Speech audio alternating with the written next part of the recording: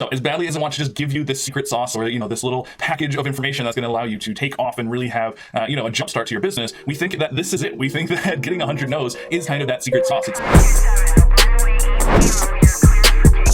What's up, guys? Thanks for clicking on the video. Today I want to do kind of what I've been doing on these Tuesday videos and just give my 2 cents about this topic that we talked about on Monday night.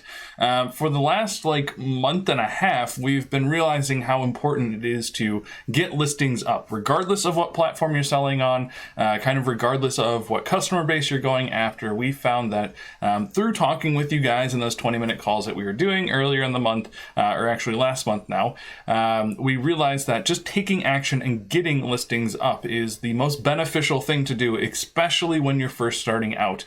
Or if at any point you feel stuck or like you just don't know the next thing to do, taking action and just getting those listings up again on Amazon or Shopify, wherever you're putting your products, is extremely beneficial. We've talked about that in previous videos, but last night we brought to you guys this idea of making 100 listings and setting some goal out there for you guys to try and hit. And we are working on ways to help you guys with that. We want to, work on the small groups idea, work on, some goal setting techniques and things we're talking about. So nothing set in stone, but me and Steven and a couple other people have been talking about this idea and trying to figure out the best thing to do to help you guys move forward with this idea. Now, we definitely think, experience is the best teacher. So there's not going to be any harm in you just going and do this. And in fact, we would hope that you guys would just take the action and go ahead and do this. But we know that, having some guidance through that process can be helpful. And so we do want to provide that. But, there's a lot of ideas that we just need to narrow down and figure out the best one and kind of move forward with that.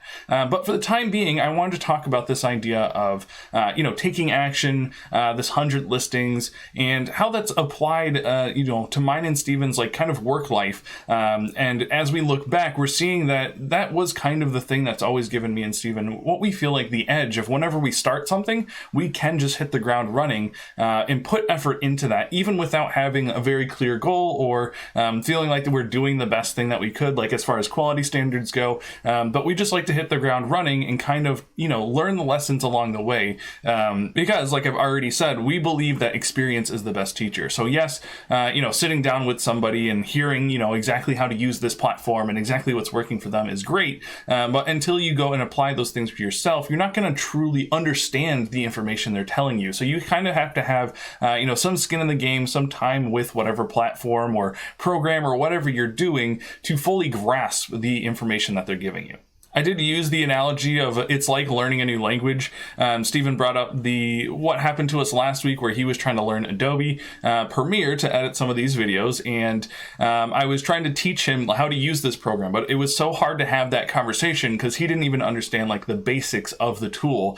And there were problems that even stopped him from opening up the tool and even editing videos that I had solved so long ago that I forgot that those were even barriers or bottlenecks that you could run into. So to use that language analogy, it's almost like Steven doesn't even know the alphabet, and I'm trying to teach him, this complicated thing through language to show him how to, do this process. But until he understands the alphabet of, Adobe and how that works out, and then, how you can use each letter to make different words and how those words all align. I think most of us understand how language works, but until you know the building blocks of that language, it's very hard for me to teach him, these things that I'm doing with Premiere, which is not crazy. I'm not an expert at it, but just because I've used Adobe software for so long, I have a better understanding of how to now translate my skills from Photoshop and Illustrator into something like Premiere. So I guess that was kind of just a recap of what happened on Monday night, but I did want to give my 2 cents to this topic and kind of, like I said, give some context to why in our past, now this idea seems like such a fantastic thing. And looking back, we can see so clearly that it is just this ability to take action without having a clear goal in mind that I think allows us to have success with new platforms. And so it was actually thinking back now, it's actually something that we've heard even in real estate, which is something that Steven's very interested in. And most of his ventures, I kind of got dragged into that as well. But they say knock 100 doors inside of real estate. And the way that Steven was doing real estate at this time was going to neighborhoods and just knocking on people's doors and asking if they knew anyone with a house for sale, because we were working on like building the relationship side of this business. Yes, you can, do it a lot of different ways, but there's not a much better way to like get to know somebody and to build that relationship with them than kind of meeting them where they're most comfortable at their home and asking them this question.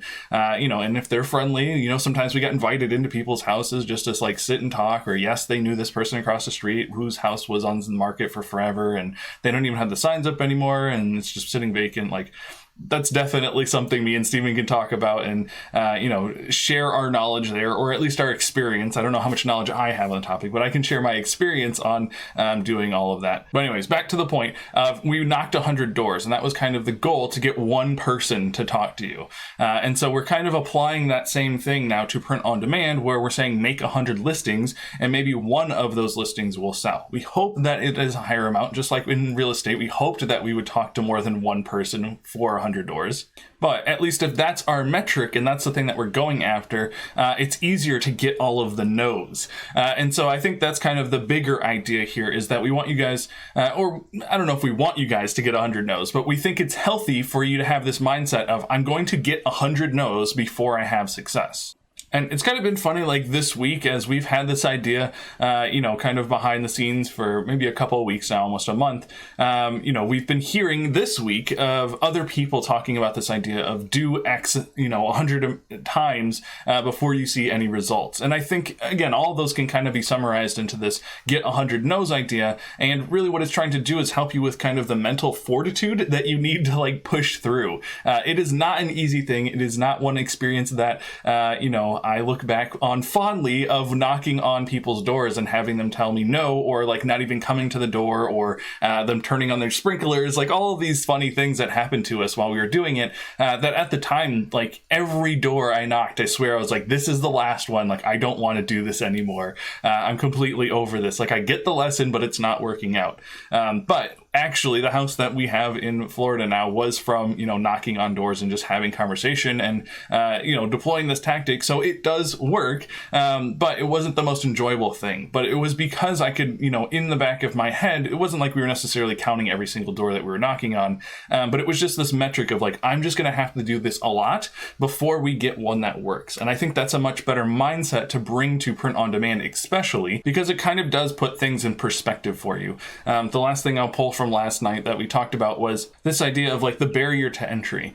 For something like private label, it's a little bit clearer to see, like, okay, I have to spend $10,000. So, to get a product, to buy it from the manufacturer, to get it to Amazon, like all of that, I'm just summarizing as like, it takes about $10,000 to do that.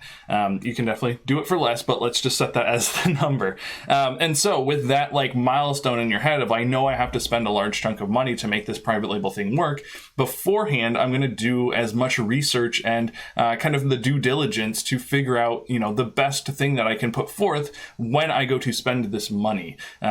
And that doesn't guarantee, now that you've done all this research and put all this time into it, that after you spend the money, you're going to have success, but you have a much higher chance of having success if before you even put a listing out there, before you ever buy the products or anything, you do all of this research. And in Amazon, I know I've talked about like switching the mindset, but to use that again for not Amazon, but print on demand. For print on demand, we don't have that barrier of entry. There's not like this big thing we have to do before we put up the listing to merch. Like as soon as you get your account, you can basically start putting things up there. Yes, it has to go through the review process, but that's not nearly as scary, as putting down a large lump sum and saying like, this is the product that I'm putting out to the world. The barrier to entry print on demand is much lower than most of the traditional ways of selling online, which is one of the reasons we love it, but it can give this false sense of maybe progress that, getting one listing up on Amazon is going to lead to sales, or even getting 5 or 10 listings up. We hear some people like, oh yeah, I put up the 10 listings, I didn't have any success with it, so I kind of dropped it.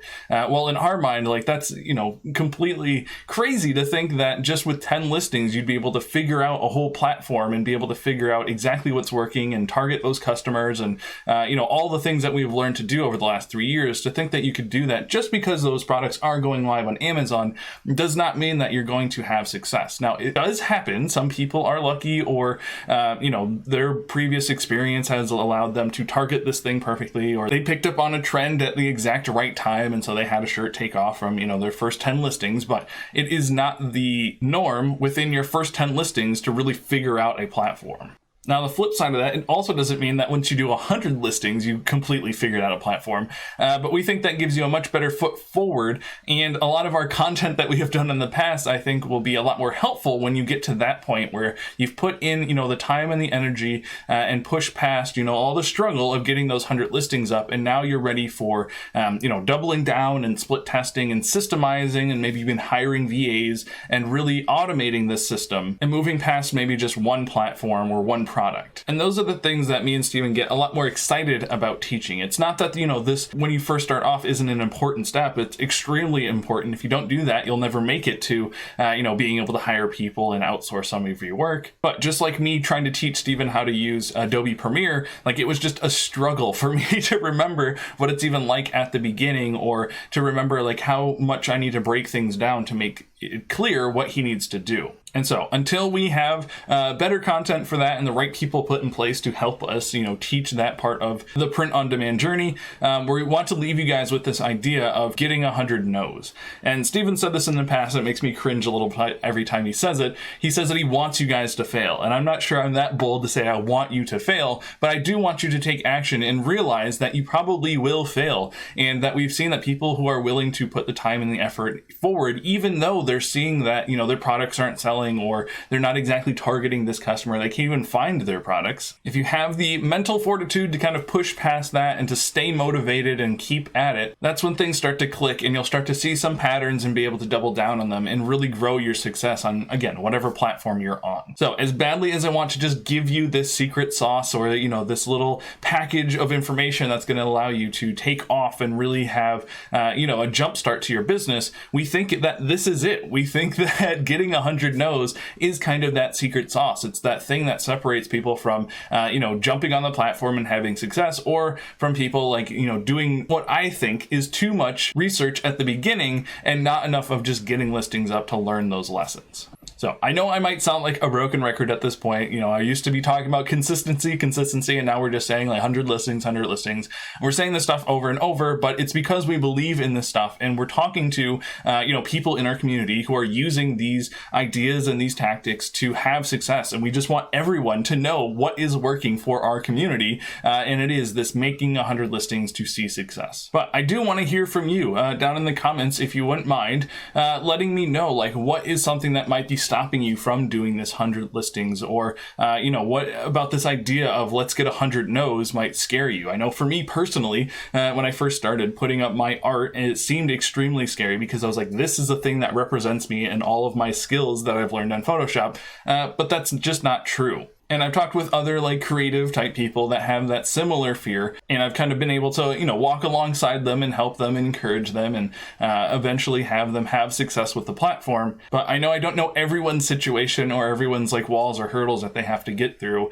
And, as our way to say thank you to you guys for watching our content, we want to make sure that we're answering all of your comments and thinking through, the struggles that you guys might be going through with print on demand so that we can help you. And it's no longer just me and Steven working on this thing, which we're excited about, and we'll have some announcements about that coming up.